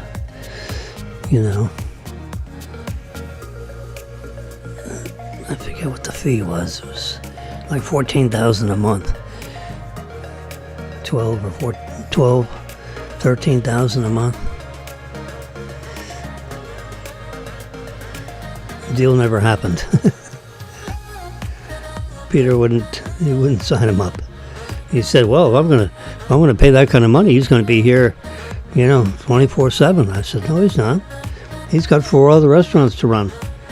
He'll cycle around to the restaurants, every day or so. He'll spend the first 2 or 3 weeks here every single day. You can be sure of that. But once it's up and running, he's going to bring in his managers and assistant managers from other stores. So you'll have seasoned managers running the place. Yeah. There's more than running a place than just standing around saying hi to new customers. You got back of the house, front of the house. You got to have the servers. They got to be trained, Peter, you don't know how to train a server. It's more than just carrying, a plate of food out to somebody. That's called a food runner. It's a specialty. And then you have the back of the house. Everything having to do with the chef and the cooking of the food and the buying of the food and where you're buying it from, and are you buying it at the right price, and who's cooking it, and they cook on it properly, and and you have the menu priced out properly. You have the right variety of different dishes and so forth. I mean, you have a menu here, but this is just your favorite things. But who priced out, the costs of the different items on the menu? Well, I did. I said, "Why'd you do that?" And of course, he didn't do it right. Anyway, that's what, running a restaurant is a very, very specific thing. It takes experience to do these things. But, developers think they can do anything. Well, they can't run restaurants, I can tell you that.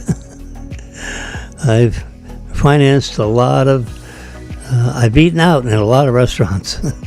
Let's put it that way. In a lot of different cities all over, the East Coast, and ski trips here and there. So we've been in Colorado, we've been in, the eastern parts of California on ski trips. So you tend to eat out. I like to eat out.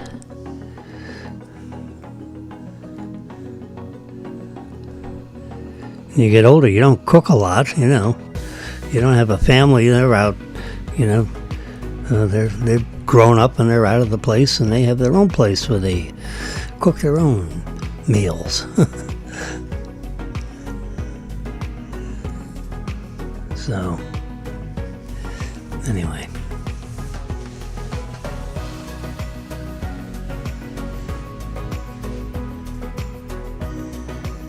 All right, folks. I've had enough of this. It's time for me to have a little early lunch, I think. Since I had 2 oatmeal raisin cookies this morning at like 6:30. I got up at like 5 a.m. I always get up at 5 a.m. 5:13, 5:00.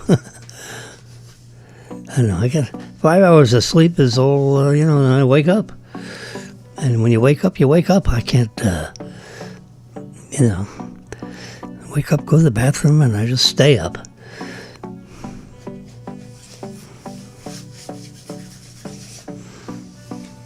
So today, Friday, you're going to have, the president is interested in his big, beautiful bill, his congressional bill with the tax package, incorporating all the things that he promised during the campaign. That's what they call the bill. The big, beautiful bill.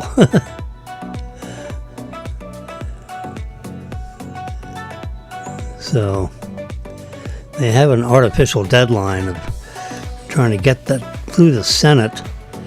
A House version came up, and it was presented to the Senate.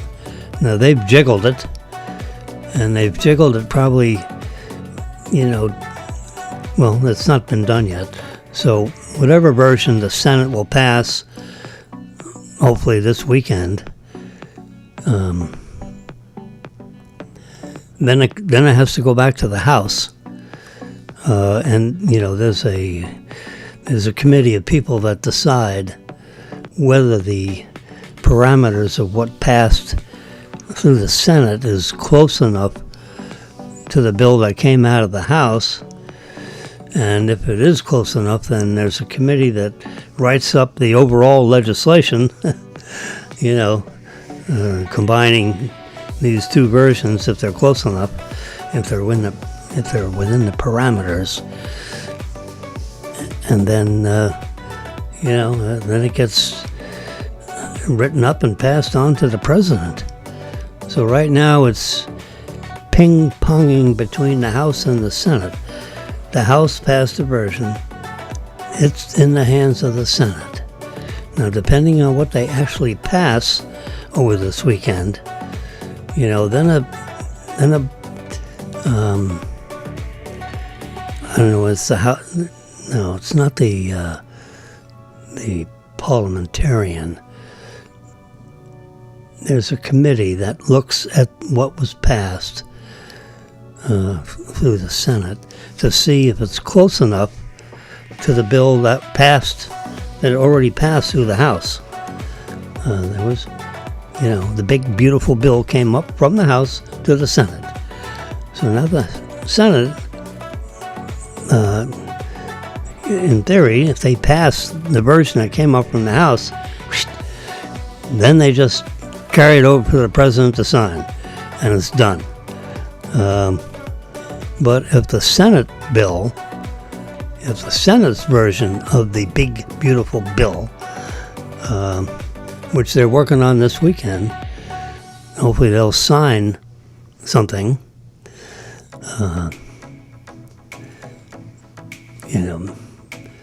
Majority Leader Thune, he says it's like making sausage. You grind it up and it goes through the sausage machine, and then you stuff it in a skin. Oh boy. So then the question will be is, whatever sausage came out of the Senate, does it look like what came from the House? And if it's close enough, then then you have a joint committee of the House and the Senate, and they write the bill up as a formal law, and then that's presented to the president, Trump, and he and his lawyers look at it and determine if it's acceptable to Trump. And if it is, then he signs it, and if not, he sends it back.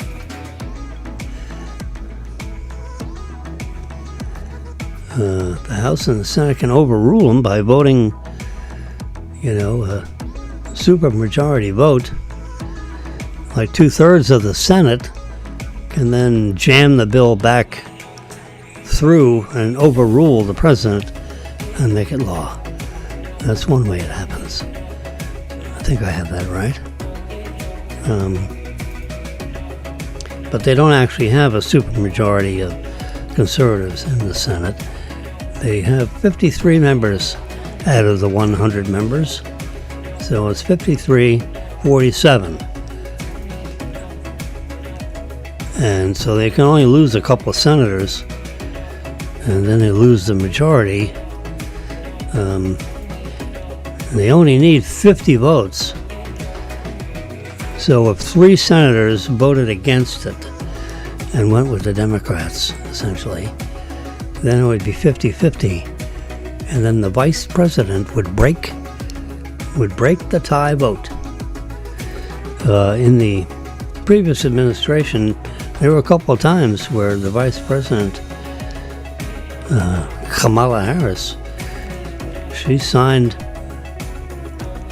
she voted with the Democrats to pass the bill 51 to 50 in a sense, because you had a 50-50 vote in the Senate, which is a tie vote, which doesn't make a law. You got to have 51 votes. So if you have a 50-50, then the vice president have to decide whether, in this case, Vance, whether he'll sign it, so that then it can get to the president's desk for his signature, assuming he likes the way it happened. The Senate's going to do the best they can with the 53 senators they got. Rand Paul says, I'm not signing it unless, I'm not going for it unless X. And those senators said, I'm not going for it unless, it has Y in there, assuming XYZ. Anyway, so the Senate is working all weekend on the big, beautiful bill. And if they get it out of there, then it goes back to the House, and they got to get it done before July 4th. And I don't know what happens, why it would go boom on the July 5th. But you're running out of days in which the Senate and the House are in session. I think that's part of the problem. Because if they go out of session, then I think everything has to start over again. Whew. And in the House of Representatives, where you have 435 members, it's like 220 to, 218 or something. It's, it's like a 2,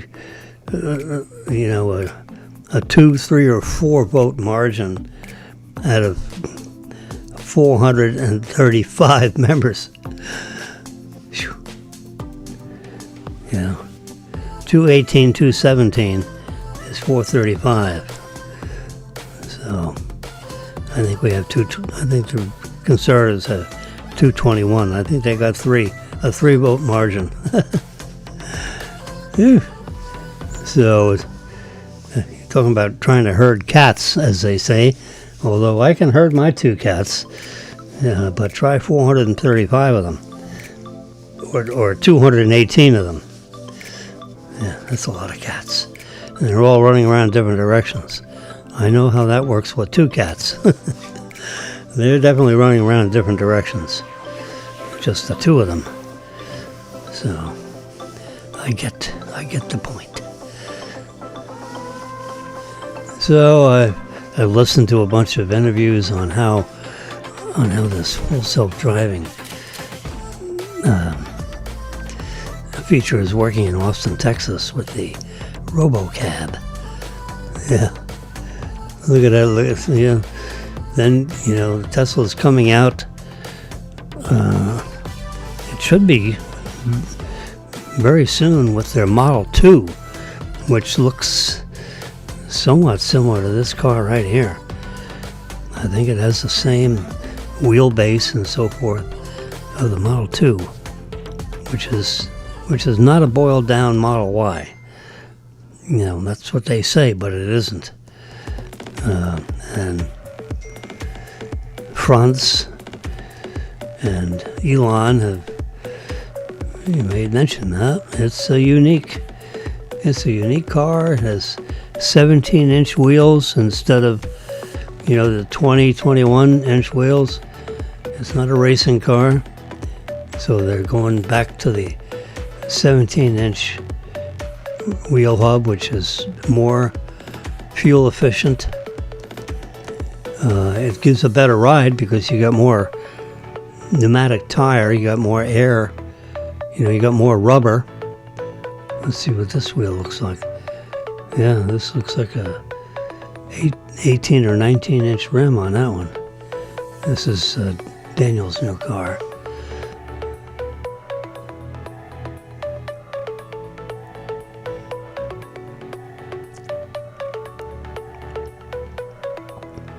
I don't think there he is standing next to his new Lexus. Just got it like 2 days ago. Good luck and don't crash it. He's a pretty good driver.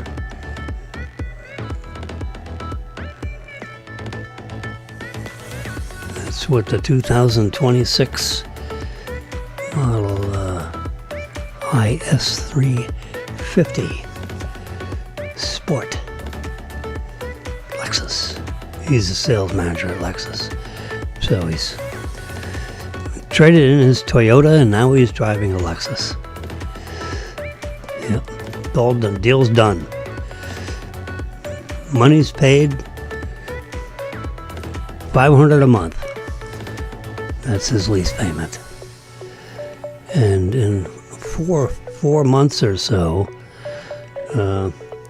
he'll be with the company 5 years, and they gave him a $600 a month lease allowance. That's a pretty nice benefit with 5 years of service, huh? You can get the Lexus of your choice, and they'll pay up to $600 benefit. So if you have a $700 a month lease, they'll pay $600 of it, and your lease would be a $100 a month. Your contribution. So he's leasing this for $500 a month. So if he gets the $600 benefit, he'll end up with an extra $100 in his checkbook. And the benefit will pay the lease in its entirety, and he'll get $100, in his checkbook as additional compensation. Pretty nice benefit. So that's the wheels on a Lexus. Pretty nice, and they glisten.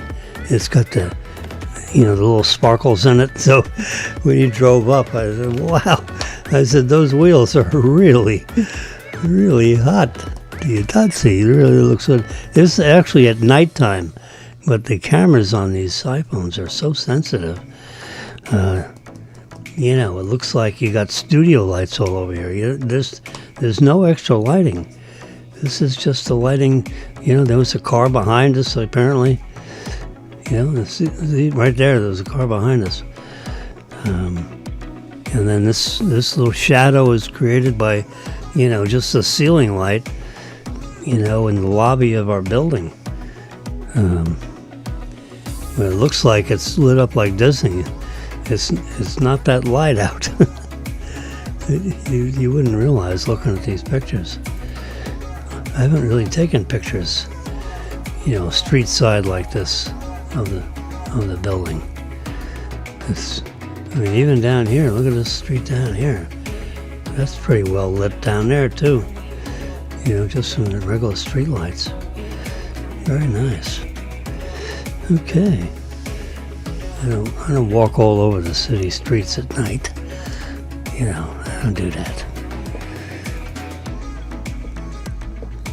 Okay, folks, it's 11:17. Get ready for your nice lunch appointment somewhere.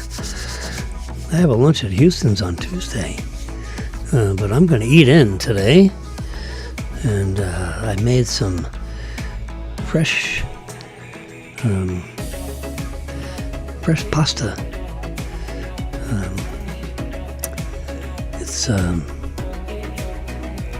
It's not linguine. It's not spaghetti. It's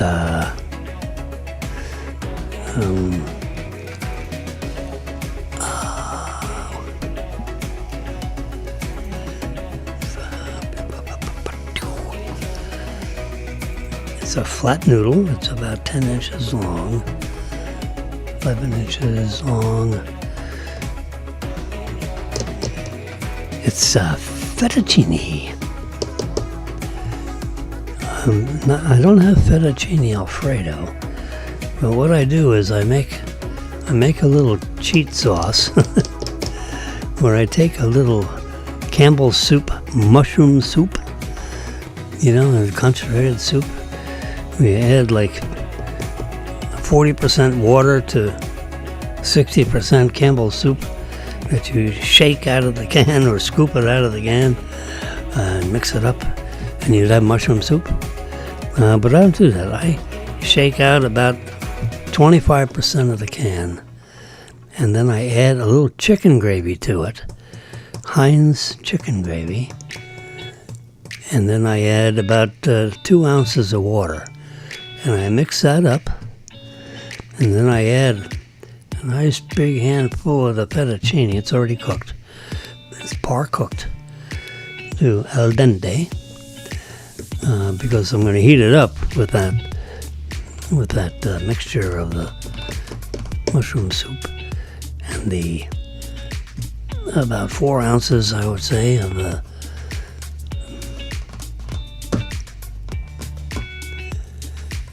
chicken soup, chicken gravy. It's Heinz chicken gravy. Comes in a glass jar with a metal top on it. So I have one of those already opened. I have to go get myself a can of mushroom soup out of my closet over there in the utility room where the laundry room is. I got the fettuccine already cooked. Mix up the gravy that's in the bottom of the bowl, and then I put the fettuccine noodles on top, and then put it in the microwave for 3 minutes. 3 minutes on, I guess, high. It's automatically on high, I guess, unless you tell it 50% or something or other.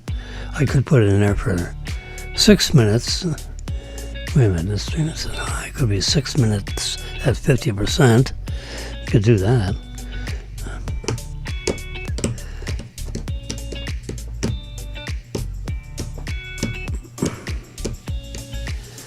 Maybe I'll do 6 minutes at 60%. Do I have anything else to do? Nah. I'll put it on high. Heck with it. All right, now I'm on the air 2 hours and 14 minutes while I'm arguing with myself. When you disagree with yourself, you know you're in trouble. And I'm trying to figure it out. Anyway. That combination goes in a nice polyethylene bowl. Put that in at 3 minutes and give that a stir around. It should be around 140 degrees in temperature. After I mix it around, it's not hot enough. Put it in there for another 45 seconds to juice up the heat a little bit. That's my lunch today. Have a little this coffee. I have a little Pepsi. Fill my mug up. Empty out this coffee. I've been drinking this for a couple hours. Might as well get rid of that, right? Almost finished it. Put some Pepsi in, rinse it out. Put some ice in there. I have a half a bottle of Pepsi left over. Throw that in there. And then my fettuccine and mushroom chicken gravy sauce that I make up. It really is. It's really quite good, I must say. For not having no flour or anything. It's there's enough thickness to the mushroom soup that it sticks to the fettuccine noodles beautifully. Yeah. All right. So that's what I have to say about that. And I will, tomorrow is Saturday. I don't know if Marilyn gets her nails done this Saturday or not. But I'll probably have an early morning, like maybe a 7 a.m. Sometimes I do 7 to 9 before, or or 8 to 10, 7:30 to 9:30 version of my 2-hour broadcast every day. Over the weekends, I usually broadcast early. Because when Marilyn gets up, we go out and go have breakfast somewhere or early lunch somewhere.